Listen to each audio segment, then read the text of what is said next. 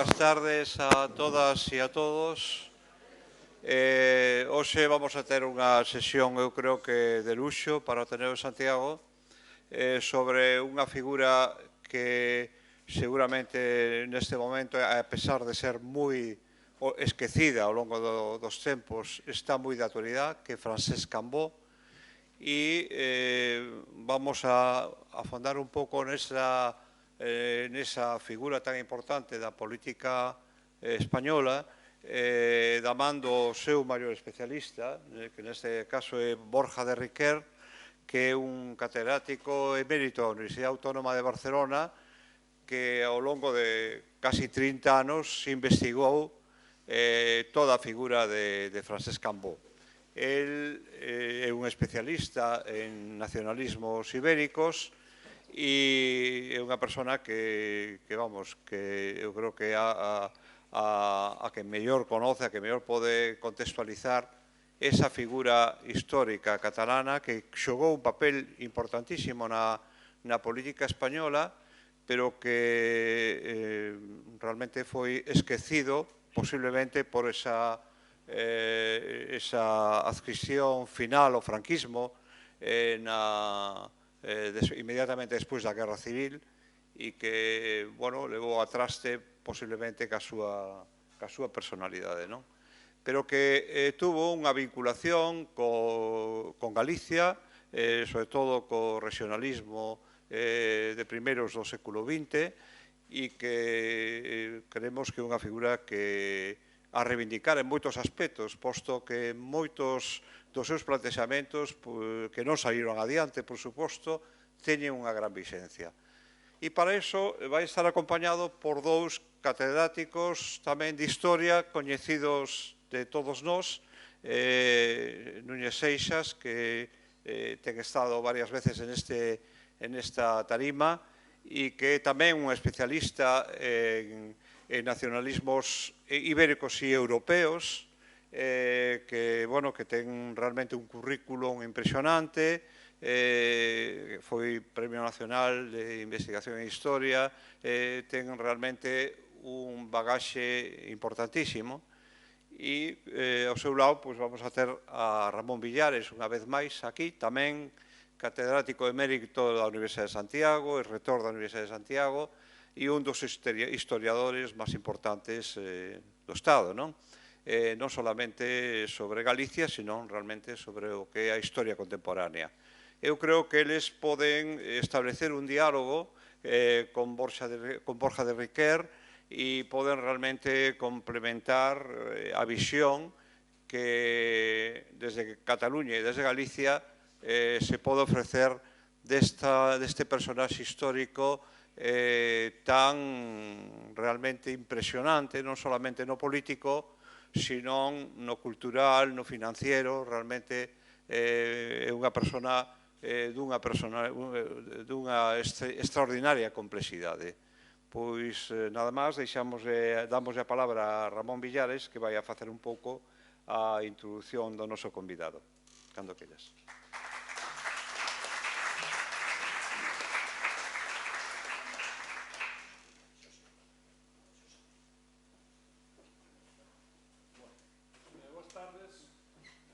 Boas tardes a todos e a todas e moitas gracias, en primeiro lugar, ao Ateneo por nos acoller unha vez máis, unha actividade de carácter historiográfico, de materia histórica.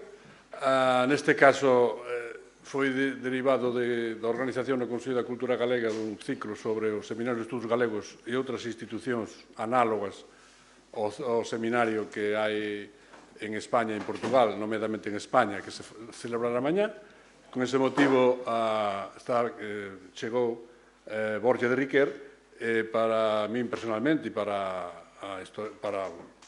os historiadores galegos, penso, pois é unha grande oportunidade poder telo aquí para falar do seu último libro, Cambó, Último Retrato. Deso falará el, do que é Cambó e de por que se dedicou a esta biografía e todo isto, pero quixera dicir que Borja de Riquer, que leva moitos anos traballando todo o que ten que ver coa historia política do regionalismo e do nacionalismo catalán, profesor desde o principio da Universidade Autónoma de Barcelona, moi fundador dun grupo de investigacións e dun grupo de traballo moi importante primeiro sobre o nacionalismo español e os nacionalismos subestatais.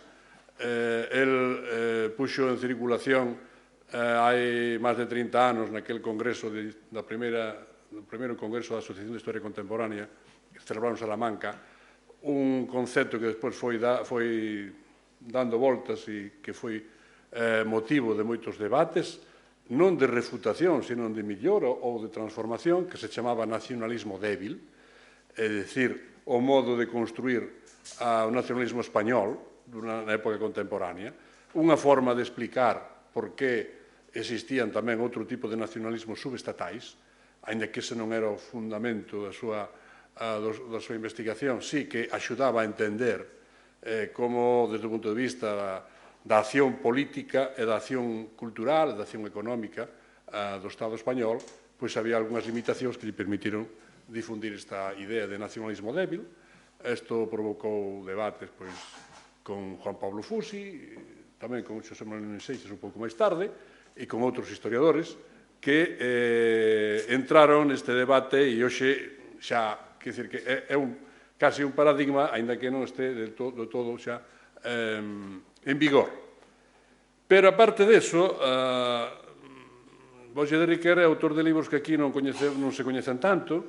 Por exemplo, que foi inicialmente o seu tese doutoral, que é a Liga Regionalista, que foi a súa primeira incursión no que era este gromo de nacionalismo, ou sea, de transición do regionalismo ao nacionalismo político, ou do regionalismo cultural ao nacionalismo político na Cataluña noucentista, de 1901 en diante. Esa Cataluña que foi en parte construída por aquelo que Vicens Vives, que é un dos mestres que eu non fui alumno del, pero que moito admira, eu tamén, na lonxanía, que Vicens Vives chamou a xeneración de 1901. Esa xeneración que foi capaz de dar o cambio desde un regionalismo máis ou menos templado a unha alternativa regionalista, chamada formalmente regionalista, pero que no fondo é realmente un nacionalismo político que foi finalmente un nacionalismo catalán. E, alén diso, fixo tamén unha estupenda biografía, que é pouco coñecida, sobre un dos precursores do que despois sería a Liga Regionalista, polo menos o pai de moitos regionalistas, que foi Manuel Durán Ibás. Manuel Durán Ibás foi, aparte de grande abogado, foi ministro despois da crise do 98 no goberno de España, unha alternativa que tratou de levar adiante o general Polavieja, pero que non resultou, e en todo o seu pensamento, sobre todo de carácter xurídico, non só como abogado, senón como xurista exactamente, foi unha das bases do que foi despois o nacionalismo político catalán. Se o tuéramos que comparar en Galicia, pois non temos nada similar. Podíamos decir que había algúns grandes xuristas, por exemplo, Álvaro de Bugallá, ou incluso Montero Ríos, pero estaban da parte do proxecto político estatal, e algúns outros, como Rafael Lago, que era un abogado de Monforte, a quen se lle encargou un dictamen sobre o dereito foral, non chegou a ser nada parecido ao que creou Durán Ibás e toda a escola xurista catalana, que ten moita importancia no nacemento dos nacionalismos subestatais contemporáneos, especialmente o catalán, e tamén a identidade de Navarra, Valencia, Mallorca, porque o dereito foi un elemento que non se acabou de integrar, para a fortuna deles, no modelo castellano-céntrico do dereito común de Castilla. E aí está, máis que discursos políticos, unha resistencia de carácter xurídico que explica eso que un mapa moi pouco coñecido, pero difundido hai pouco por Joseba Aguirre Azcuénaga, que é un mapa de Torres Villegas, diferenciaba entre o que era a España constitucional e a España incorporada e a España foral. E a España incorporada era toda a Coroa de Aragón, e a España foral era todo as provincias vasco-navarras. Engadía outra que era a España colonial, que non fai falta que diga que era a que estaba no Caribe e no Pacífico. Bueno, alén diso, pois tamén publicou algúns textos de reflexión sobre esta fase do nacionalismo político catalán, por exemplo, a Escolta a España, que está publicado primeiro en catalán e logo en español hai 15 anos, ou máis de 15 anos, pero non vou facer máis mención das súas obras, que son moitas e máis ten moitos discípulos e que se dedicaron a reconsiderar, a reflexionar sobre a historia política catalana, pero, claro, eu creo que o título do libro xa, en certo modo, invoca unha mensaxe. Último retrato, non é o último retrato de Cambó só, senón que é o último retrato probablemente que el faiga, é como esa culminación, non da túa vida, sino sobre Cambó, quero dicir, que Cambó é un autor, é unha figura que o leva ocupando 30 anos, máis ou menos. Xa, cando se inaugurou o Museo de Historia de Cataluña, que creo que foi no ano 2, o ano 3, xa naquele acto inaugural, que eu estaba ali de casualidade, me contou moitas cousas que estaban nos papéis, pero non eran coñecidas, sobre Francesc Cambó. E desde aquela non deixei de aprender, e non deixou de ensinarme moito sobre Cambó. Fixo xa libros previos sobre el, un sobre o Cambó e Alfonso XIII, que é un dos puntos esenciais da trayectoria política de Cambó, porque realmente tropezou coa monarquía sin ser antimonárquico, sin ser republicano, pero non acabou de entenderse, e aí está contado nese libro de Cambó e Alfonso XIII, e fixo outro libro sensacional, que, claro, aquí tampouco non é coñecido, nin hai moita razón para que fixere, porque é de outro estilo, o Cambó en Argentina, porque é unha parte que despois xa está aquí neste libro, agora, pero que permiteu conocer o Cambó, que é unha parte do libro, que é o Cambó home de empresa, o grande inversor internacional, o que tiña unha multinacional naquela altura, o dirixía unha multinacional que era moi pouco frecuente, ou casi a único en toda España, que español se podía acabar de dirixir unha multinacional con base europea, española e europea, e con moito peso na Argentina, que era chamada CHADE, a Compañía Hispano-Argentina de Electricidade. E esta empresa foi o último seu certo modo refuxio, hasta 1947, que morreu en Buenos Aires. Como que ese libro sobre Cambó na Argentina é un avance do que aquí está, do que nos vai falar el tamén, pero que tamén ten unha personalidade específica en cuanto que mostra esa dimensión internacional dun político que aparentemente é só regionalista. E un político regionalista na España de Alfonso XIII, que resulta ser non só un gran político, como dirá el, un gran mecenas cultural extraordinario, non houve outro como el na España contemporánea, incluído o seu enemigo de raíz, que era Juan March, que foi que en parte o levou á tumba. E xa non digamos, pois, outros, en fin, moito menores financeiros españoles que foron capaces a veces de facer unha fundación, etc., pero non co alento e coa orientación que lle deu Francesc Cambó, sobre todo cando vivía na España, hasta o ano 36, e xa despois da Guerra Civil xa foi outra situación. Hai que recordar que as rúas de Cataluña, que aplaudiron a Cambó a rabiar hasta estropear os dedos as palmas das súas mans, nun momento determinado manifestáronse polas ruas de Cataluña dicindo Mori Cambó, Visca Marciá, Mori Cambó. E aí está unha das mensaxes e dos problemas que este libro tamén trata de resolver. Bueno, eu paro-me aquí, despois direi se há lugar alguna cousa máis sobre o título desta reunión, que era Cambó e Galicia, pero que tamén el sabe máis que a min desto, pero, en fin, podo dar algúns perfiles complementarios e logo falará tamén Núñez Seixas deste asunto. Non sei se queres falar tú primeiro ou el. Sí, bueno, empiezo yo. Bien. lamento no falar en galego, porque lo entiendo perfectamente, pero no puedo hablar. Y no quiero hacerlo incorrectamente. Agradezco muchísimo al Ateneo de Santiago esta invitación y a los amigos y colegas Ramón Villares y José Luis Núñez Seixas que me acompañen en este debate sobre Cambó y Galicia, pero que voy a introducir primero, es decir, ¿por qué he escrito ahora una biografía de Cambó? Y lo resumiré en muy pocas palabras. En primer lugar, por una insatisfacción, Villares lo ha insinuado, de cómo lo ha tratado la historiografía general española, reduciéndolo a un simple catalanista, cuando yo creo que es el político más poliédrico, el personaje más complejo, más contradictorio y más apasionante del primer tercio del siglo XX español. Y su dimensión poliédrica es uno de los elementos que he querido yo resaltar en el libro. Evidentemente, Cambó fue un político, pero también fue un mecenas, un hombre de negocios, y tuvo una vida privada de bon vivant agitadísima, de culebrón, para entenderlos, que se ha ocultado.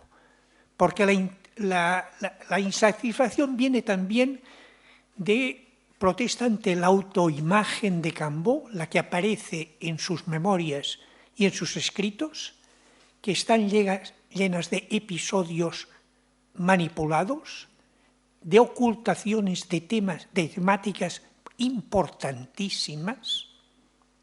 Y ya sabemos que todos los políticos, cuando escriben sus memorias, y sobre todo cuando es al final de su vida, pues intentan adecuar su itinerario a los intereses de aquel momento. Cambó escribe las memorias en Argentina en los años 40 y son unas memorias absolutamente condicionadas por la guerra civil y su resultado. Y por lo tanto quiere aparecer de una forma en la que sea coherente que dio apoyo a Franco. Con lo cual tiene que manipular su itinerario, ocultar muchísimos episodios e incluso mentir en sus ideas y su pensamiento. Y eso lo he podido detectar pues, con documentos del propio Cambó, cartas, textos inéditos en lo que dice cosas absolutamente al contrario de lo que estás diciendo las memorias en ese momento. No se engaña. Y esto es una cosa bastante frecuente en los políticos. No se crean ustedes las memorias de los políticos. El gran error de muchos historiadores es que se las creen. Y como se las creen, lo reproducen. Y por lo tanto las biografías de Cambó, sobre todo la famosa de Jesús Pavón, como había leído el original de las memorias, las reproduce y se las cree. Yo he estado 30 años buscando documentación por todos lados, documentación pública y privada, correspondencia, textos inéditos en archivos públicos de España, de Europa, de Argentina, como he citado. Yo estuve en el Archivo Secreto de la Nación de Buenos Aires, en donde están todo el tema de la corrupción de la compañía de Cambó, la Chade. Y eso hasta entonces es que ni se citaba. En las memorias, evidentemente, él nunca habla que estuvo al punto de ir a la cárcel el año 45 en Argentina y muchas otras cosas. Entonces, habría que recuperar la auténtica historia de Cambó y con estos añadidos. Ya lo ha citado antes Moncho Villares. Cambó fue el mecenas más importante del siglo XX español, el que tuvo los proyectos más ambiciosos de alta cultura, el que invirtió más dinero, el primer político que contrata a docenas de intelectuales y que les encarga desde libros hasta diccionarios, hasta traducciones, de todo. Y evidentemente tiene grandes conflictos. Él construye la colección de cuadros privada más importante de España y la dona toda a los museos de Barcelona y de Madrid. Hay un momento que Cambó es el hombre que tiene más Botticellis del mundo después de la Galería de los Uffizi. Los Botticellis que hay en el Prado, todos son donación de Cambó. 3. La donación de los cuadros de Cambó hoy en día estaría evaluada en unos 300 millones de euros. Donación, no venta, donación. No hay ningún mecenas en España que ha hecho un donativo como este, los museos de Barcelona o el Prado. Y por otra parte es un hombre de negocios internacional. Es el único español que en el primer tercio del siglo XX preside una multinacional. La CHAD es la quinta empresa eléctrica del mundo. Es la que da más beneficios a sus accionistas y comete fraudes fiscales y corrompe a todo tipo de políticos argentinos, desde presidentes, intendentes y concejales de Buenos Aires. Todo esto ocultado. Todo esto no aparece en las biografías de Cambó, ni evidentemente en sus memorias. Pero es el hombre que tiene las relaciones con financieros internacionales más extraordinarias en España. Él se sienta en consejos de administración de 20 compañías internacionales, de 20. En algunas está al lado del presidente del Banco de Inglaterra, del conde Volpi, que es el ministro de Hacienda de Mussolini y el capo de la Confindustria, del presidente del Credit Suisse, del presidente del Deutschland Bank. Estos son los que se sienta Cambó en los años 20 y 30. No hay ningún. Marx será más rico que él, pero no tiene estos contactos. Cambó, cuando va a Londres, inmediatamente cena con ministros. No hay ningún político español que tenga estas relaciones. Y si a esto le añaden una vida privada de lujo interesantísima, bueno, es el único político que tiene un yate en donde puede invitar a una docena de amigos a hacer un crucero por el Mediterráneo durante 2 meses.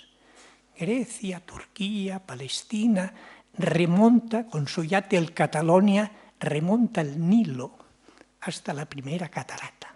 Claro, esto el año 26 está al alcance de poquísima gente. Es decir, es también un bon vivant. Entonces, suman todo esto al político y dice, bueno, ¿qué personaje es este? No hay muchos parecidos. Evidentemente, como político, acabará fracasando. Pero sus proyectos son extremadamente ambiciosos. Y ahora haré un pequeño esbozo para después dar la palabra también a José Manuel Núñez y a Moncho Vilares. El proyecto Cambó es el político que lleva la cuestión catalana a las Cortes Españolas. Es decir, es el diputado que a partir de 1907, con la solidaridad catalana, plantea el tema catalán. Convierte el tema catalán en un problema español político. Y además va con 40 diputados detrás, con lo cual tiene fuerza.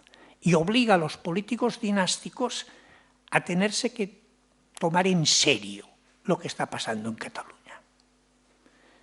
A partir de aquí, Cambó, a la que va introduciéndose en la política española, se da cuenta de que el problema no es Cataluña, el problema es el Estado español, tanto el sistema político, cómo funcionan los partidos dinásticos, sus corruptelas, su monopolio del poder, como la estructura misma del Estado. Un Estado ineficaz, anticuado, no es un Estado europeo. La España del siglo XX no puede tener un Estado estructurado de esta manera, que funcione tan mal, tan ineficaz. Por tanto, aquí hay el tema de Cataluña y el Estado. Hay una frase suya que de alguna manera sintetiza perfectamente su ideario. Hay que convencer a los catalanes que sin tener fuerza en Madrid y estar presente en el gobierno de Madrid, nunca podremos tener una autonomía en Cataluña y consolidarlo. Pero hay que ser fuertes en Madrid. Y ser fuertes quiere decir, no en el Parlamento, en el gobierno.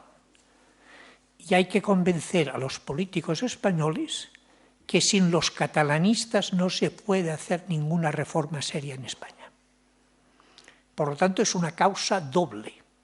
Convencer a catalanes y convencer a españoles. Y ahí vendrán los grandes problemas. A partir de la Primera Guerra Mundial, con la neutralidad española, es cuando Cambó se da cuenta que ahí se puede hacer un salto adelante, aprovechando la neutralidad y sus beneficios. Y aquí el salto viene, esta no tiene que ser una causa solo de los catalanes, tiene que ser la causa de la España regional. Aquí hay sectores en la periferia que podrían estar interesados en la misma estrategia. Vascos, asturianos, gallegos, andaluces, valencianos, mallorquines, la periferia podemos regenerar España. Y aquí aparecen los proyectos del año 16, 17 y 18 de por una España grande y regional. Es la primera vez que un catalanista plantea un proyecto dirigido a otros españoles para hacer la misma causa. Y por eso viaja por toda España. Viaja al País Vasco, se entiende y pacta con la Comunión Nacionalista Vasca, que es como se llamaba entonces el Partido Nacionalista Vasco, con Ramón de la Sota, se va a Asturias, pacta con Melquiades Álvarez y con la Junta Historiana, viene a Galicia, que después lo hablaremos, pacta con las hermandades de Fala, con los agraristas, va a Andalucía, pacta con Blas Infante, con el centro andaluz, va a Valencia, pacta con Ignacio Villalonga y la Unión Valencianista, va a Aragón y pacta con Marraco, es decir, recorre la España regional buscando aliados. Pero, como veremos, fracasará. Fracasará políticamente él y casi todos.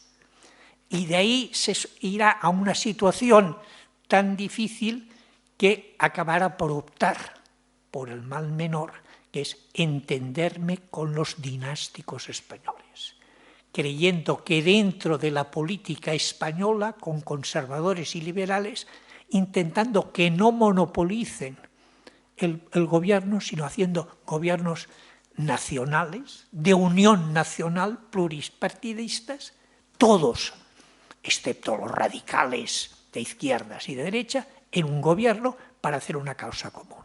Eso fracasa también. Pero bueno, y después ya sigue un itinerario más complejo que me alargaría muchísimo. Pero he querido presentar este tema. Cómo pasa del catalanismo a tener un proyecto español, y el proyecto español tiene que ser la España regional. Cuando presenta un proyecto de estatuto catalán a finales del año 18, dice, esto es para toda España. Aquí que vengan también aragoneses, gallegos, vascos, eso. No tiene que ser un privilegio catalán. Aquí tendríamos que ir todos. E intenta animarlos. Y no le siguen. Y en eso se encuentra bastante solo. Bueno, yo quizá José Manuel podría añadir bastantes cosas. Despois hablaremos de Cambó e Galicia. Ben, moitas grazas, Boria Ramón, moitas grazas diante todo a todos os presentes, de maneira particular, obviamente, o Ateneo, por hospedarnos máis unha vez, os pesados de historiadores que vimos aquí falar das cousas do século XX. Ben, realmente que vou dicir dunha biografía magistral, en parte porque Borja Riqué leva tanto tempo traballando sobre Cambó, que eu non sei como na casa ainda te aturan, pero porque de maneira directa xa mentou Ramón Villares as súas obras anteriores sobre Cambó durante a Guerra Civil, sobre Cambó na Argentina, sobre Cambó de Alfonso XIII, pero a isto poderíase engadir aínda o feito de que a tese de doutoramento de Borja Riqué, publicada, se non estou errado, no ano 77, sería sobre a formación da Lliga Regionalista, e é precisamente nese momento, entre 1898 e 1901, a elección dos 4 presidentes, etc., cando o catalanismo dá o salto á política, utilizando algúns modelos internacionais, diríamos que entra plenamente na fase política, supera pois aquel dilema que 20 anos despois aínda crucificaba as irmandades entre mancharse e facer política ou tripar no esterco, como decía Castelao, ou manterse nunha posición purista, tentando influir como lobby na cultura, etc. Isto ven a conto porque, relendo a biografía, a primeira parte, a mí chamou a atención como tamén, obviamente o tempo non pasa en van, e tamén as nosas perspectivas historiográficas, a maneira de escribir historia, tamén mudou.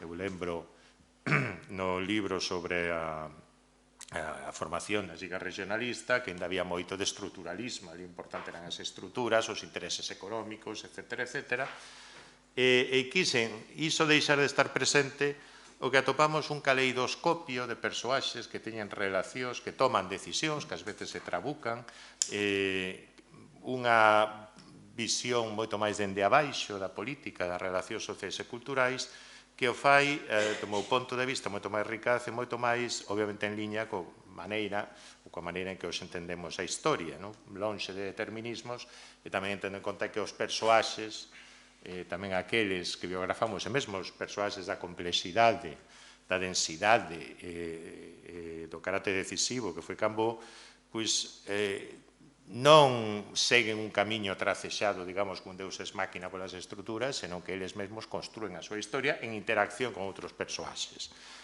Entón, a min, eso particularmente me fascinou, é dicir, ese equilibrio entre, digamos, estrutura e acción, entre persoaxes que toman decisión, redes sociais de moi diverso tipo, e, ao mesmo tempo, un contexto que, obviamente, está impoñendo a condicións aos protagonistas.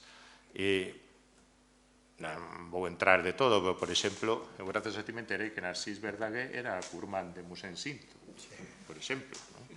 Ou por aí andaban, bueno, andan algún parente teu, creo que tamén por aquí, Fermañé das bases de Manresa e tal, pero ou esa, penso xa que logo falaremos de Campo de Galicia, e esa relación directa, relación indirecta, non? É dicir, sempre aquí gustaba moito lembrar, e facía o Castelao, que Cambó se fixera catalanista cando fora unha palestra de Alfredo Grañas. Bueno, non foi exactamente así, pero sí que o impresionou. Pero o máis importante foi que ali coñeceu a outras persoas. Que coñeceu a Narcís Verdaguer, etc. E dixeron, por que non ves polas reunións, etc. Obviamente, aquí se nos presenta un persoaxe polifacético, un Cambó é alguén que vai medrando, repite varias veces, bueno, no comezo era moi novo, pero iso tamén espertaba certas reticencias, ao mesmo tempo era moi listo, era moi ousado, pois, repítelo tamén varias veces, xa amosaba formas, era bastante arrogante, claro, el mesmo consegue impoñerse bastante no ámbito catalán, ten obviamente un período ata os anos 20, prácticamente, despois xa comeza unha certa decadencia, xorden outros líderes, xorden outras tendencias, pero no contexto español non consegue nunca impoñerse de todo. Poucas veces son aquelas nas que inflúe. Nisto habería quizás unha reflexión que xa foi en parte evocada. Cambó en moitos aspectos era un político adiantado ao seu tempo. Non só adiantado no que se refire ás súas ideas políticas, tamén adiantado no que se refere ao seu labor de mecenado, na súa visión moi clara da construción nacional a través da cultura, da súa concepción do mecenado. Mesmo un político conservador, con valores claramente conservadores, que lee a Joseph de Maistre, a todos os clásicos, pero na súa vida persoal non o é. Aquí lo dices que era un bon vivant, bueno, tamén podes dicir o que non contas, e que deixas, porque, en fin, habería cuestións da vida privada de Cambó que quedarían para unha telenovela, para unha telenovela, como se diría antes, de moitos rombos. Pero, bueno, o digo porque antes busquei unha persoa determinada, digo, a ver se está por Pi e non a topei. Sí, la Pi. A Paulina Pi está? Está, Paulina Pi. O nomástico non a topei, pero...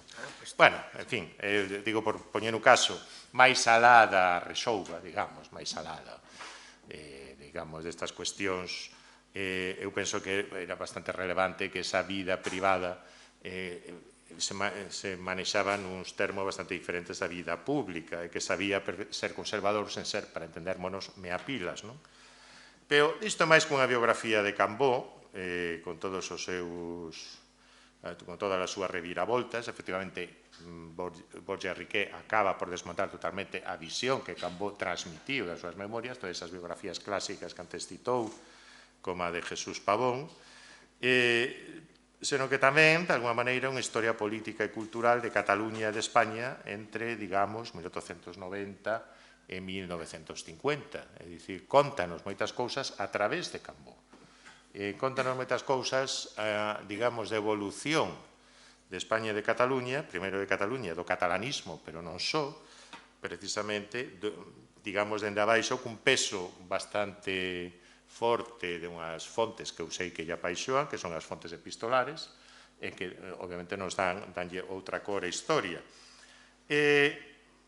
Eu diría, ademais, que nesta biografía se incorporan ou incorpóranse de maneira intuitiva, digamos, non hai unha introducción teórica, etc., porque, bueno, para que nesta altura, non? Este é un libro, sobre todo, moi lexible, é dicir, moi lexible para toda a sorte de públicos, pero incorpora perspectivas como a historia das emocións, quizáis non teorizada así, pero sí cando fala precisamente desas dimensións de Cambó como mecenas, de Cambó como home de negocios, a historia cultural, que son precisamente necesarias, son precisas para entendermos esa complexidade do persoaxe, esa densidade de Cambó. Obviamente, repito, Cambó era un político adiantado ao seu tempo. Isto non quere dicir que fose o máis moderno de todos os políticos europeos da súa época, pero é un conservador como realmente en España, en España ao seu tempo non había. Penso que non só iso, senón que iso que podía ser unha vantaxe, que quizáis foi unha vantaxe en Cataluña por un tempo, como ben sinala Borja Riqué, no ámbito español foi unha tragedia, foi un político de cote incomprendido que tivo que sempre tratar con persoaxes que non estaban realmente a súa altura, nin intelectual, nin política. Quizáis non eses periféricos que trataba, os Melquiades Álvarez, etc., e así a todo, pero, claro, tiña que entenderse con Alfonso XIII, tiña que entenderse co conde de Romanones, en fin, como decía o propio conde de Romanones, con toda aquela tropa. De aí tamén a súa traxedia, e tamén ese que quizáis despois podemos falar, ese existe un legado de Cambó, porque, ata certo punto, un legado maldito, dá a impresión. Ti sinalas, neste epílogo moi interesante, como van fracasando esos 4 proxectos que propón Cambó, e como iso colea ata o día de hoxe, obviamente, que se algo, por exemplo, aprendeu o catalanismo político mayoritario na transición, era non había que facer como Cambó, había que influir, pero non entrar no goberno. Que entrar no goberno, iso conlevaba problemas. Mais, ao mesmo tempo, non entrar no goberno sempre era visto con reticencia dende Madrid. É dicir, co cal a espiral de desconfianza se aumentaba. Dame a impresión que fora, por exemplo, de López Rodó no 77, cando quiso presentarse como Cambó e falaba de concordia catalana, etc., Samaranch e toda aquela xente, case ninguén se ten realmente reclamado de maneira construtiva a herdanza, o legado de Cambó, mesmo entre o catalanismo máis conservador. Quizáis está subsumido en moitos outros persoaxes, pero sempre me lembro unha vez naquela antiga fundación de Convergencia, ali nun curso, que un rapaz ergueuse e dixo la giga mai, a giga nunca. Non temos nada que ver con iso. Eu fixenlle ver, pero mira, se aquí tedes retratos de políticos da giga. É dicir, como que a giga mai. Bueno, pero Cambó non. Vale. Bueno, deixo aquí, seguimos. Bueno, ¿Quieres decir algo? no, dilo tú y después yo. Muy bien. Pois xa que fomos convocados baixo o rótulo de Cambó e Galicia, quería decir algunhas palabras sobre isto. É quizá o punto aparentemente menor da biografía de Cambó, pero ten unha relevancia por outros asuntos de carácter peninsular que me parecen moi importantes. Efectivamente, hai que empezar polo máis evidente. A relación de Cambó con Galicia foi un pouco instrumental, fixo viaxes aquí e organizou unha embaixada catalana no ano 17 en Barcelona. Foron os primeiros membros relevantes das Irmandades da Fala ali. E todo iso sustanciouse nun apoio, nunha alianza para as eleccións do ano 18, eleccións que foron bastante decepcionantes. Ningún diputado dos que os irmandiños propuxeran para integrarse naquele proxecto, incluído o que foi algúns dos máis brillantes que estaban naquela, como Lois Porteiro, outros que non se presentaron, pero eran importantes, como Antón Vilar Ponte, ou, digamos, Rodrigo Sanz ou Vázquez Enríquez, non saíron deputados naquela operación que trazou Cambó no ano 18 de conseguir unhas cortes que lle permitisen, polo seu perfil regionalista, ter algunha posibilidade de chegar a ser, quizá, presidente do goberno, da monarquía. Entón, aí, houve diputados cataláns, algúns diputados vascos e poucos máis, aquilo fracasou. Pero a relación con Galicia, aparte de que despois tuvo algunhas continuidades con outros personaxes, creo que ten máis importancia por outra razón. E é polo apoio que a estrategia política catalanista concedeu, ou pola importancia que lle daba a Galicia, nunha hipotética recomposición política da península, para o cual Galicia era peza importante porque podía servir tamén para incorporar Portugal a esa nova composición ibérica. E aquí é onde creo que Galicia xogou un papel que, sin saber moi ben os seus dirixentes que é o que estaban facendo, creo que non eran moi conscientes deso, salvo algúns, puxo, de algún modo, a Galicia no tabuleiro peninsular. Hai que recordar que moitos intelectuais portugueses sentíronse interpelados pola chamada catalanista. E sentíronse, de algún modo, convencidos de que se podía ter algunha relación máis ben cultural que non política, pero por algo se empeza, para transformar a estrutura política da península. Dito de unha forma moi simple e moi evidente, sería concebir a península como tres grandes franxas, do norte ao sur, que tiñan algo que ver, ou bastante que ver, coas súas linguas, que era unha franxa oriental, que sería a que representaba a lingua catalana nas dúas, desde Cataluña até Alicante e as illas, etc. Ves o norte a Cataluña Norte, pero, en fin, basicamente, a franxa oriental sería hexemonizada por Cataluña e polo catalán. A franxa central, da que non se falaba casi nunca, sería a que representaba a lingua castelán, que non está en todos estes asuntos moi claramente. E logo hai unha franxa occidental, atlántica, que estaría representada por Portugal e Galicia. Ou Galicia e Portugal, máis ben por Portugal e Galicia. De feito, Cambó e os seus aliados, as persoas que estaban na súa equipa, por exemplo, Estelric, que foi importantísimo, antes fora o Maragall, pero Maragall xogaba, digamos, noutra época, fora tamén Rivera Rovira, pero Estelric trazou un proxecto de relación moi estreita con Portugal. E nas palabras de Estelric, que eran palabras do proxecto da España Grande de Cambó, está implícita a idea de que había que chegar a unha unión ou a concreción do que aquilo que soñou Pessoa un día, pero despois xa non desenvolveu, que non era o seu oficio, chamado Estado Galaico Portugués. Son palabras de Pessoa, non son palabras miñas.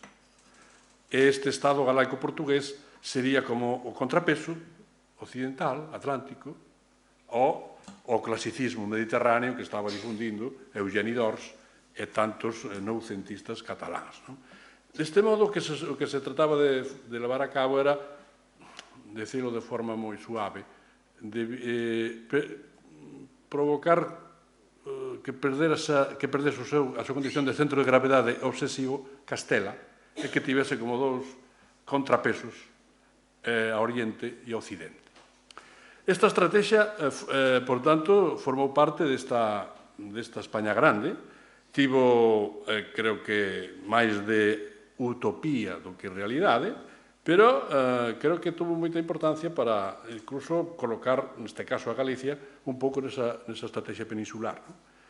De feito, Cambó, que non se meteu exactamente nesto moito, que senón que foi Estelric, un extraordinario escritor, periodista e político tamén, de orixe mallorquina, pero que traballaba en Cataluña con Cambó, foi quen máis puxo en circulación, non?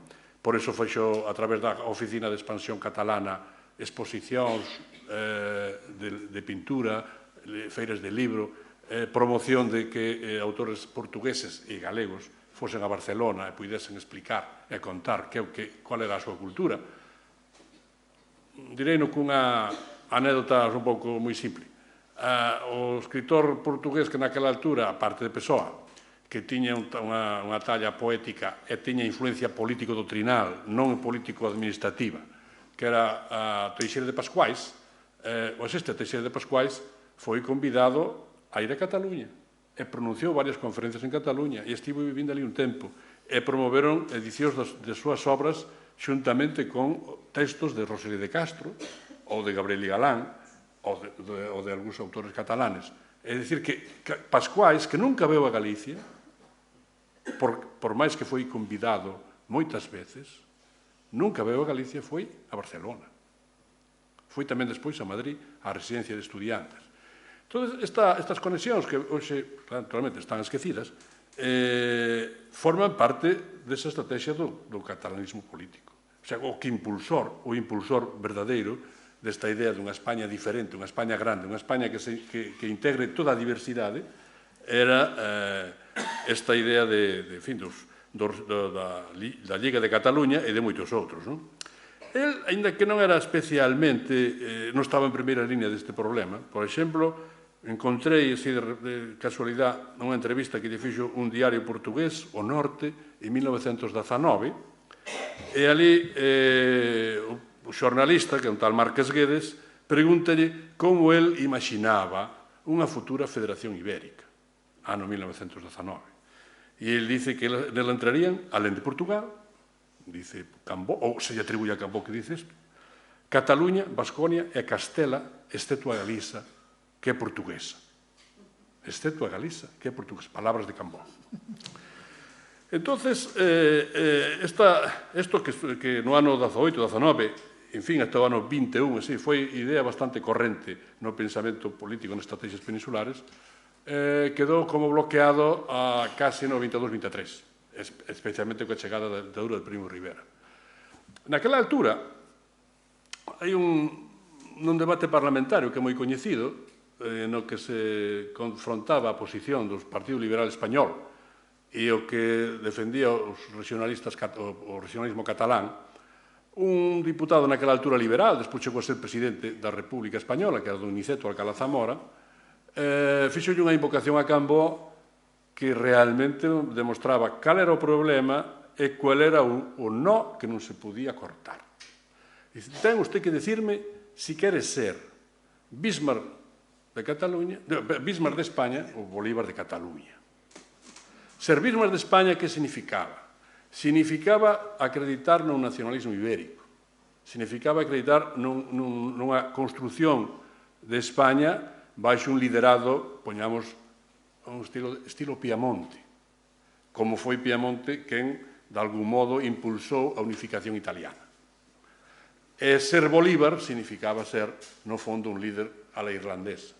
É dicir, a independencia de Cataluña e despois que se arregle. Nesta tesitura de si quere ser unha cousa, ser outra, é no que estaba realmente non só Cambó, sino todo o catalanismo e, en xeral, todo o pensamento regionalista hispano naquela altura.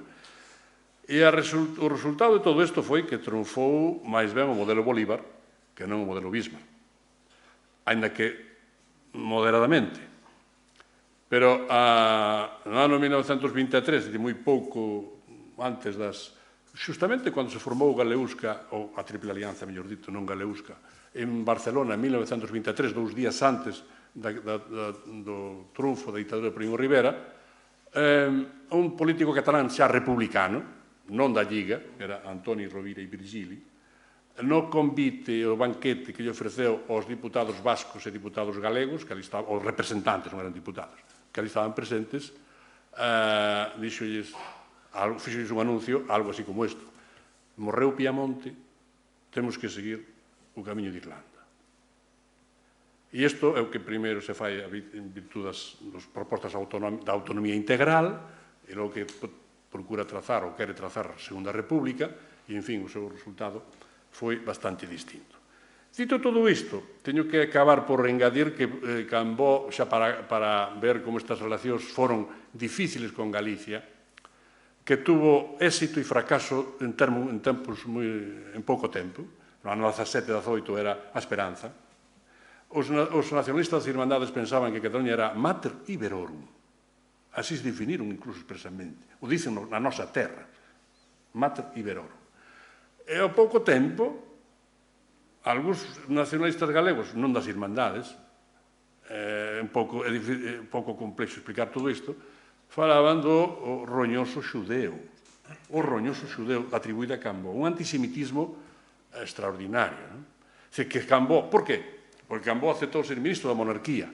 Eso non importaba moito aos nacionalistas galegos, pero sí era ministro de Facenda e, por tanto, incidía exactamente nunha das mantras máis importantes que o nacionalismo galego tivo hasta a Guerra Civil, e incluso despois, pero sobre todo hasta a Guerra Civil, que é a de que o modelo económico que lle iría ben a Galicia sería un modelo librecambista e non un modelo proteccionista.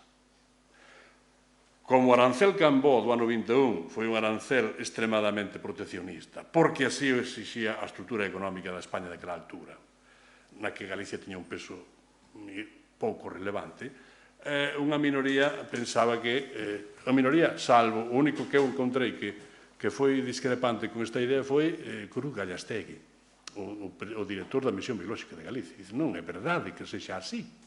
Isto non dan os números como eles están facendo, pero, en fin, o que quero dicir é que Cambó pasou de ser o Salvador, o que apoiaba a compra dun xornal como El Noroeste, o que lle daba un soporte a Antón Villar Ponte, a Lois Porteiro e a Rodrigo Sanz, a Lois Peñanovo e outros, a ser unha persona que non era de fiar.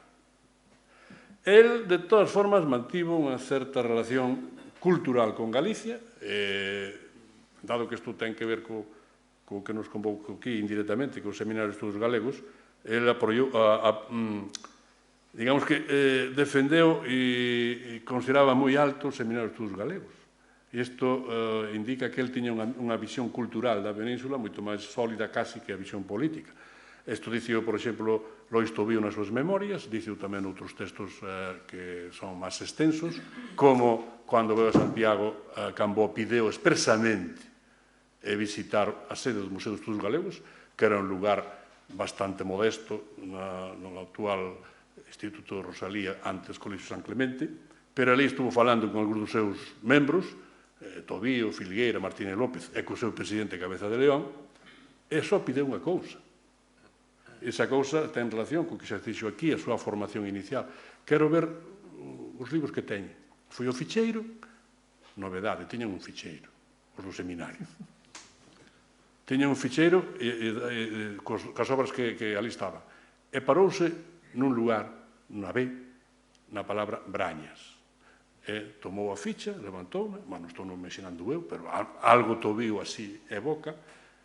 Esta obra, el regionalismo, me trae, creo que dixo literalmente, un caudal de emociones. Como xa foi evocado aquí, porque el nas súas memorias, non sei se nese punto dice a verdade ou non. Foi a la conferencia que dio Brañas en Barcelona, no centro escolar. En el centro escolar, que él tenía 18 años y quedó impresionado. Exactamente. Dice Cambó, creo que dice despois nas memorias que había cerca de 1000 personas nesa conferencia. 1000 personas convocadas por Brañas, unha figura conservadora, quase de orixes carlistas, un catedrático de universidade bastante sólido desde o punto de vista intelectual. En todo caso, recoñece o peso que tuvo, incluso emotivo, quizá, Brañas na súa formación. E que isto se adiceu a inscribirse no centro escolar e nas xuventudes regionalistas, creo que daquela altura. Finalmente, aínda nos anos 30, cando xa Cambó era políticamente unha persona que non só en Galicia, sino en Cataluña tamén se lle criticaba, incluso se pedía a súa morte, cando, como buquei antes, mori Cambó. Escribeulle unha carta a don Ramón Cabanillas, o sea, ao poeta Cabanillas, desde París, en abril do ano 32, e di: de las organizaciones galleguistas, lo único que queda que merezca alguna estima es el Seminario de Estudos Gallegos, de donde es posible salga un núcleo director. Sempre pensando en como unha política non de masas, sino de elites, poida estar constituída con bases culturais moi fortes e que poida ser o principio dunha nova política. Xa non se pensaba no Estado galaico portugués, xa non se pensaba nunha hipotética unión da península con Portugal, sino que se pensaba xa en distintas autonomías integrais dentro da Constitución española, que as definía como integrais, que non eran nin unha cousa, nin outra, nin unitarias, nin federais. E hasta aquí o Cambó con perfil galego. En Galicia. Muy bien. Yo añadiré alguna cosa más, quizá para hacer más complejo el panorama.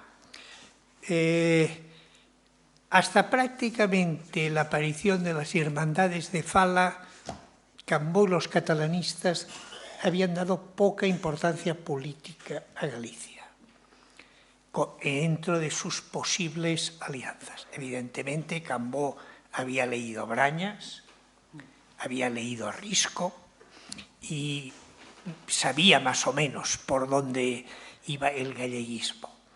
Y es precisamente la aparición de las hermandades en el 16, en el momento en que él está construyendo su discurso español, que dice, bueno, hay que ir a Galicia. Y hay que ir a Galicia y entendernos. Entonces, el primer viaje a Galicia en plan político lo hace en septiembre del año 17. Se entrevista con Antón Vilar Ponte, con Luz Porteiro, con Rodrigo Sanz.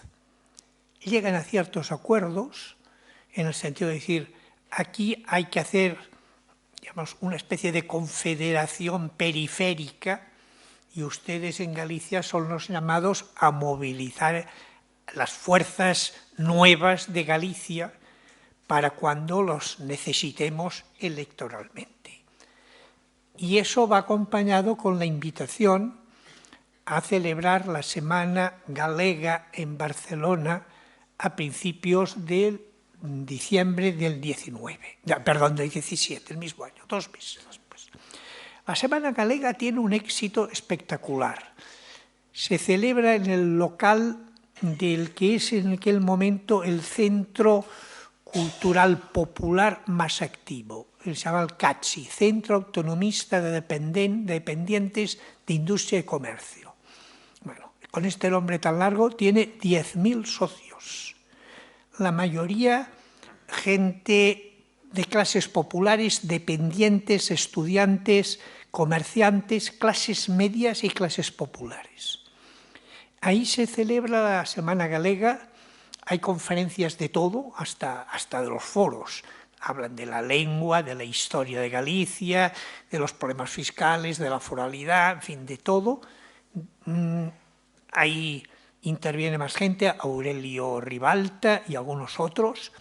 Hay una fotografía muy bonita publicada en la época, en un libro del año 17, que está Cambó, siempre hacían banquetes, claro, todo esto acababa siempre comiendo todos. Está Cambó entre Vilar Ponte y Porteiro. O sea que está, digamos, bastante bien situado para entendernos. Lo que pasa es que eso ya se da en una circunstancia un poco diferente, que es que ya están en campaña electoral. En diciembre del 17 ya se está preparando la campaña electoral de las elecciones, que serán en febrero del 18. Duran 2 meses la campaña electoral. Ya se sabía que había convocatoria. Y entonces es cuando empieza a hablar de que hay que montar las candidaturas. Y esto motiva el segundo viaje de Cambó a Galicia, que es a finales del 17. Y ahí se encuentra, claro, con una panorámica muy compleja, porque los hipotéticos aliados electorales son las hermandades, los grupos agraristas, mauristas decepcionados, tradicionalistas y algún republicano suelto. Entonces eso es muy heterogéneo. Muy heterogéneo a la hora de hacer un programa. Ahí hay ultracatólicos y laicos, monárquicos y republicanos, agraristas y no agraristas, poco galleguistas y nacionalistas gallegos. Entonces, claro, meter todo esto en una alianza, teniendo en cuenta que entonces hay que designar tan solo un candidato por cada distrito, eso es extremadamente complejo. Y ahí empiezan las presiones. Y ahí es cuando Cambó, que ya es el Cambó que empieza a recelar de los demasiado radicales de izquierdas, considera que la gente de las hermandades son más bien republicanitos, no son monárquicos, evidentemente, y son quizá en un exceso nacionalista. Con lo cual tienen que estar, pero no pueden liderar el proyecto en Galicia. El proyecto lo lidera él, lo paga él, por eso el Nordeste lo compra él, Cambó. 160.000 pesetas del año 17. Hoy serían unos cuantos millones de euros. Evidentemente las hermandades no tenían ni una peseta para pagar esto. Lo paga Cambó, el director lo pone él, el Pere Montañola, los directores son catalanes y los buena parte, pero digamos el diario sigue el ideario de Cambó. Cambó cuando ponía dinero mandaba, no delegaba en nadie. Y por lo tanto se imponen una candidatura en la que solo, me parece que hay 4 candidatos galleguistas sobre 20 y tantos que presentan. Y es un desastre, porque como siempre los caciques extremadamente hábiles, y solo consiguen sacar un diputado. Pero ¿saben ustedes quién es ese diputado? Que ahí empieza su carrera política, diputado por Ourense. Por Carballino, José Calvo Sotelo, que entonces era un joven maurista. Es el único candidato, el único diputado que sacan es Calvo Sotelo. Y ahí empieza la carrera de Calvo Sotelo. O sea, Calvo Sotelo le debe la carrera a Cambocas.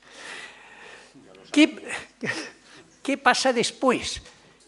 Pues evidentemente que como el resultado ha sido un fracaso, y un mes y medio después de las elecciones, Cambó se va al gobierno nacional de Maura como ministro de Fomento y digamos, ha cambiado de estrategia, ya no está por un proceso constituyente, sino que se va a reforzar a los dinásticos, pues se sienten traicionados. Y ahí el roñoso judío, eso es de Risco. Ex-catalán, dice. Bueno, ex-catalán. Y se produce lo que también se produce en Cataluña, que es una radicalización de los sectores nacionalistas, y entonces en Cataluña también se cuestionará el papel de Cambó por parte de los catalanistas de izquierdas, republicanos, que son los que se entenderán con las hermandades de Fala. Al final, Cambó, los únicos aliados que tiene, de hecho, es la Comunión Nacionalista Vasca, con Ramón de la Sota, porque aún allá no hay una izquierda nacionalista. En cambio, las hermandades de Fala viran hacia el antimonarquismo, muy claramente. Y por eso nos encontraremos en el Galeusca, ¿con quién? Con la gente que se ha salido de la Lliga por la izquierda, con los republicanos catalanistas. Y ese será el problema de Cambó. Se le divide el catalanismo.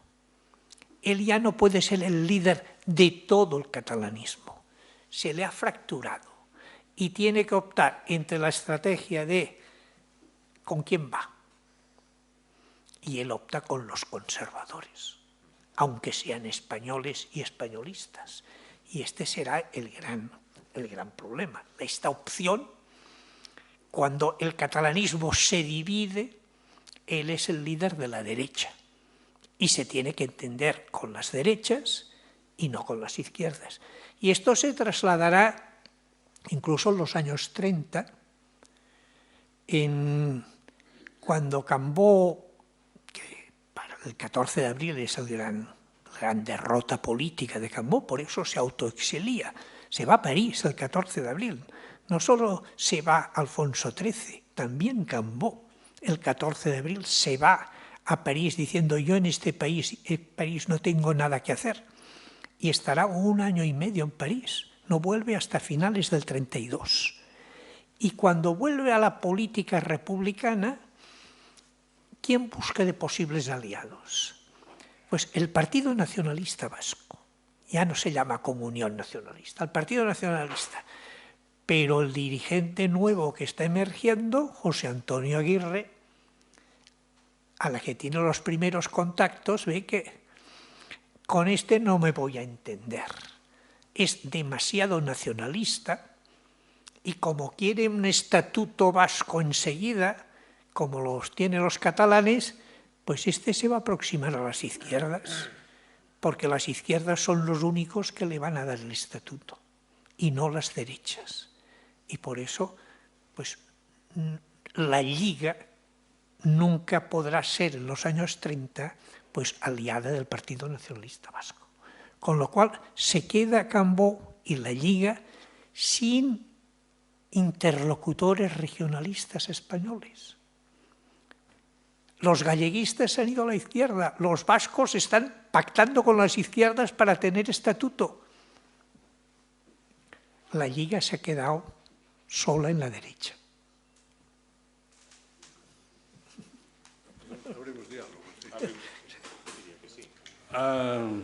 De todos modos... perdón.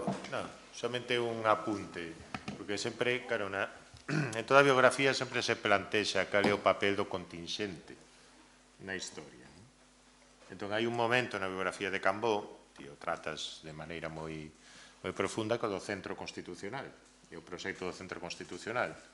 Pero, claro, en parte, iso tamén se tronza, entre outras razóns, porque lle detectan un cancro. É dicir, claro, sempre nos podemos plantexar unha historia contrafactual. Que tería acontecido se? Como verías ti? A monarquía tería algunha posibilidade de supervivencia con esa estrategia do centro constitucional? Yo pienso que no. Yo pienso que el año 30 Cambó no hace un buen diagnóstico de la nueva situación política tras la dictadura de Primo de Rivera. Él cree que intenta defender que la dictadura ha sido un paréntesis y que se puede volver como si casi no hubiera pasado nada. Pero ha pasado mucho. Entre otras cosas, pues se han republicanizado los intelectuales, en todos lados. En Madrid, en Barcelona, en Galicia, en todos lados. La intelectualidad, ya nadie apuesta por aquella monarquía desprestigiada que es la que ha avalado la dictadura de Primo de Rivera. Y tras los intelectuales, pues gran parte de las clases medias, incluso bastante moderadas, pues miran la monarquía de aquella manera. Entonces, proponer volver al año 23, como aquí no ha pasado nada, esto ha sido un paréntesis, hemos de un dictador, pero bueno, olvidémonos y volvamos al constitucionalismo. La Constitución del 76 vuelve a estar vigente. Es no entender la nueva coyuntura. Cuando se produce el Pacto de San Sebastián se sorprende. Socialistas y republicanos aceptan a los catalanistas. ¿Pero dónde se ha visto? Están pactando esta gente. ¿Sí? Y cuando se da cuenta, la cosa se le está yendo de las manos. Entonces, el proyecto de centro constitucional, que es un invento, es crear un partido de todos los monárquicos, sobre todo viene gente de mauristas, conservadores, liberales, pocos pero bastantes, un nuevo partido para regenerar la monarquía, cuando es un partido de viejos, todos son lo peor de la vieja política, que no pueden ofrecer ninguna esperanza a nadie de regenerar nada. Entonces, ¿por qué Cambó ha apostado esta carta? Yo creo que aquí hay que añadir otro elemento. aparte de la coyuntura estrictamente española y su ceguera política. En 1930 y 31, Francesc Cambó es el presidente del Consejo de Administración de la CHADE, que es la tercera empresa española por volumen económico. Después de las dos ferroviarias, viene la CHADE. Entonces, el presidente de una multinacional puede apostar a la insurrección republicana, a la conspiración republicana, que es difícilmente creíble que un hombre que está en las altas esferas de las finanzas juegue a revolucionario político. Entonces, el Cambó del año 30 es también esto. No solo es el líder de la derecha catalanista, es también el presidente de una multinacional. Y él ya mira bastante la política española y mundial desde la perspectiva de los intereses de los grandes hombres de negocios. Yo pienso que este elemento, que por ejemplo Pavón nunca lo cita, para mí es bastante influyente. Muchísimas gracias.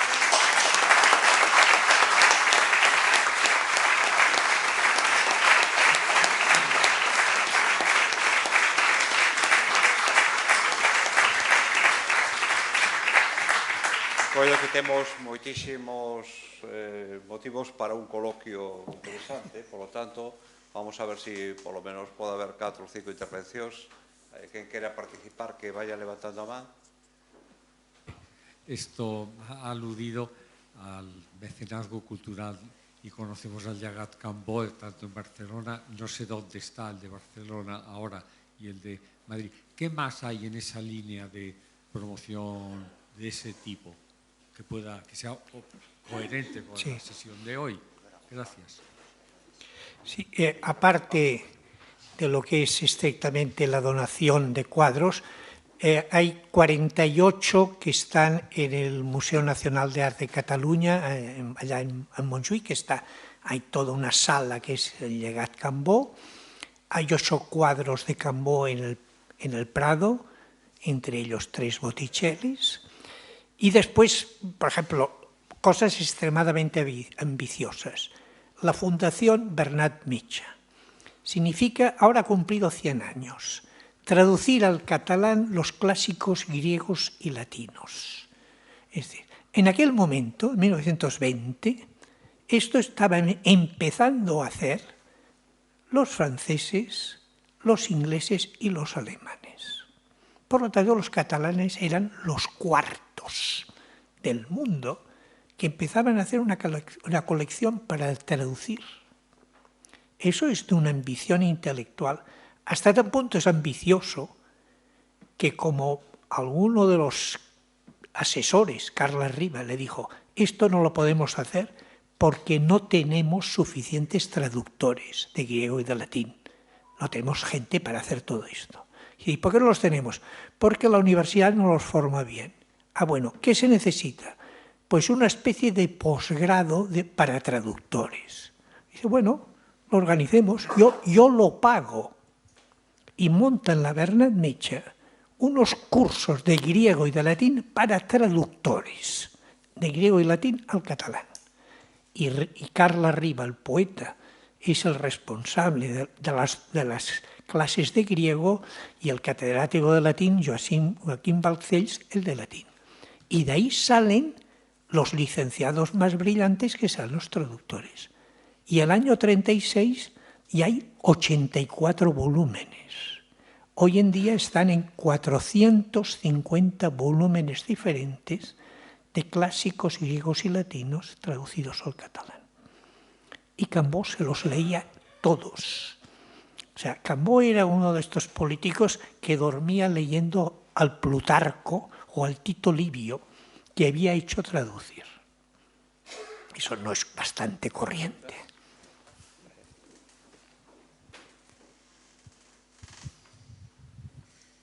Quisiera preguntarle por la reacción que tuvo Cambó respecto de la guerra civil.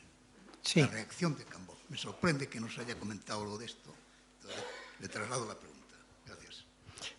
La guerra civil. La acción que tuvo Cambó, Sí. en el momento del lanzamiento de la guerra civil y las consecuencias después de su trayectoria, más o menos. Este es uno de los grandes temas sobre el cual también ha habido más manipulaciones y ocultaciones. Por ejemplo, la biografía de Jesús Pavón se acaba el 36. La guerra civil no existe. No aparece. Este señor se acaba, se va de España en junio del 36 y aquí se acaba la biografía, por favor. No hace nada. En sus memorias acaba también el 36. Las memorias de Cambó se acaban también en junio del 36. Hay por eso un dietario de él que empieza a finales del 36. En ese dietario plantea que él ya había visto venir que la República acabaría muy mal, que aquello acabaría en un enfrentamiento, que aquel régimen sería un desastre y, por lo tanto, lo que habían hecho los militares patriotas en julio del 36 es adelantarse a una previsible revolución anarquista. Esto lo escribe. Esto es mentira. Esto no lo pensaba el año 36, porque yo, con su correspondencia privada del año 36, pues localicé una carta del 18 de julio del 36, en la que dice: una militarada sería un desastre. No hay nada que justifique hoy una sublevación militar. Ni la crisis social, ni la crisis económica, ni la situación de España es tan... estuvimos peor el año 20 o el 21. No hay nada que justifique una sublevación. Será un desastre. Carta de Francesc Cambó a Joan Ventosa, su brazo derecho, de 18 de julio del 36. ¿Qué pasa? Como después, él está en el Catalonia, en aguas del Adriático, pescando. O sea, lejos de aquí. Cuando le llegan las noticias de que ha fracasado la sublevación y lo que hay en Cataluña es una revolución social y se persigue a la gente de la Lliga y ya pues hay un proceso revolucionario, entonces tiene que justificar por qué él opta por el orden. Él, para entenderlos, teniendo en cuenta lo que piensa Cambó, lo que ha defendido Cambó y la Lliga en la época de la República, no pueden adoptar una actitud como el Partido Nacionalista Vasco. En absoluto. Y no pueden estar con Esquerra Republicana, que esos son rivales. Ellos son un partido de orden y católico. Propiedad, familia y religión. Entonces, optan, evidentemente, por el mal menor, pero optan. Y al optar, lo optan en plan serio. Es decir, si nos metemos en serio, por lo tanto, ayuda económica, mucho dinero, organizan en París, y lo organiza Cambó, una oficina de propaganda a favor de la causa franquista que publique en francés libros y revistas para convencer a la opinión pública internacional de la bondad de la sublevación de los militares, de que está justificado. Y artículos de Cambó en el Daily Telegraph o en La Nación de Buenos Aires justificando la guerra civil. Se moja y a fondo. ¿Por qué? Porque quiere que después se le paguen los servicios prestados. Quieren... Claro, el año 36 nadie podía pensar que el generalito Franco se convertiría en un dictador que mandaría 40 años. Nadie. Es decir, aquí había una guerra que la ganarían los militares y que tendrían que llamar a los civiles de derechas a ayudarles a montar un nuevo régimen autoritario que sería cada vez más civil y menos militar. porque los militares serían incapaces de crear un nuevo régimen. Y eso lo piensa toda la gente de la derecha. Los carlistas, los de la CEDA, todos los falangistas, todos. Nadie puede pensar que Franco será un dictador y que creará el régimen, se lo moldeará. Por lo tanto, la apuesta no es una apuesta a Franco, es la apuesta al golpe y a la causa. Pero después empiezan a darse cuenta de su ingenuidad. Pero esto ya es irreversible. El 38 ya ven que este hombre tiene demasiado poder, pero hay quien le para los pies. Y después, evidentemente, el año 39, Franco no le agradece los servicios prestados. Por eso se va a la Argentina. ¿Preguntas?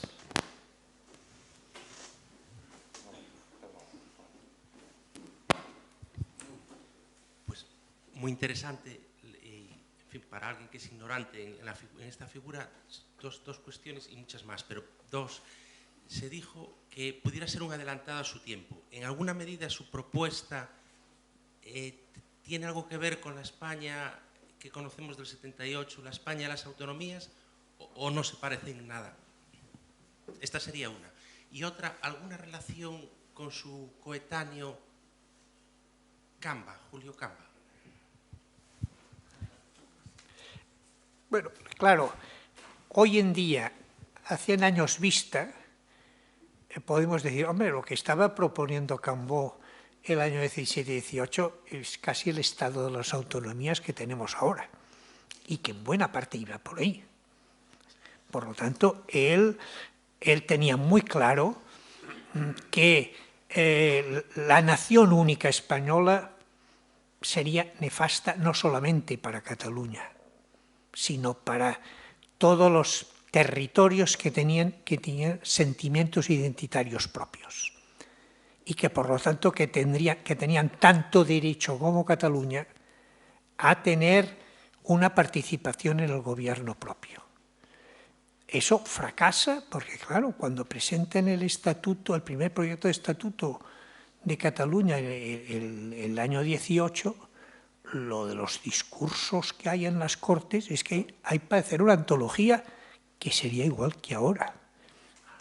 La soberanía no se discute, ¿qué se han creído ustedes? La autonomía es el primer paso al separatismo. Bueno, discursos que siempre ha tenido la derecha españolista. Nacieron entonces y los ha ido cultivando con más o menos hasta ahora. Nada a la España plural. Entonces, que la Constitución actual, evidentemente sí, pero quizá debemos decir, oye, si hemos tardado 100 años en eso, quizá es que nos hemos quedado un poco, ¿no? Habría que ir un poco más allá de eso. Y con Julio Camba no sé que tenga demasiadas relaciones. Evidentemente lo debía conocer, pero no me aparece como uno de los referentes con los que él tenga una cierta relación. Bueno, pues damos entonces por rematada este acto, recordando que as persoas que queiran comprar o libro teñen na entrada, poden adquirilo aí, e agradecendo a presencia do noso convidado, de Borja de Requelme, entregándolle un regalo institucional do Ateneo. Muchísimas gracias. E aos seus acompañantes tamén un pequeno detalle, porque o regalo institucional xa se pode. Muchas gracias.